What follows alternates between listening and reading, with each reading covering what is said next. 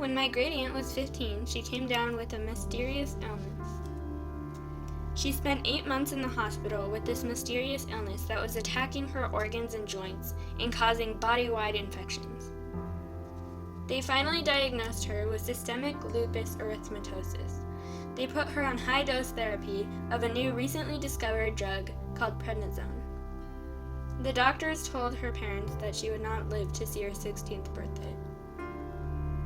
What is this mystery disease? There are many types of lupus. The most common type, systemic lupus erythematosus, affects many parts of the body. Other types include discoid lupus erythematosus, subacute cutaneous lupus erythematosus, drug-induced lupus, and neonatal lupus.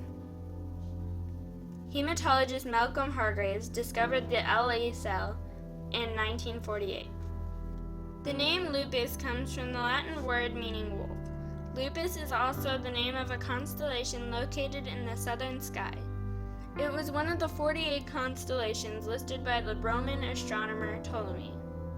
Lupus was named after the Latin word for wolf because people used to think lupus was caused by a wolf bite.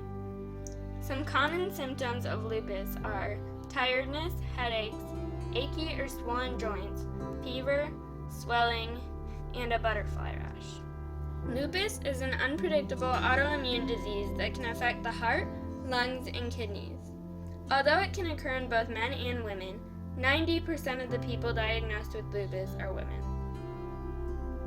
The cause of lupus is unknown.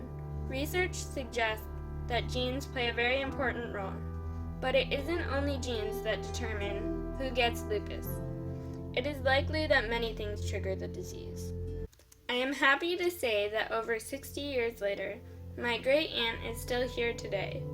However, she is still fighting lupus. Hopefully, over generations to come, we will one day find the cure to this cruel, mysterious disease.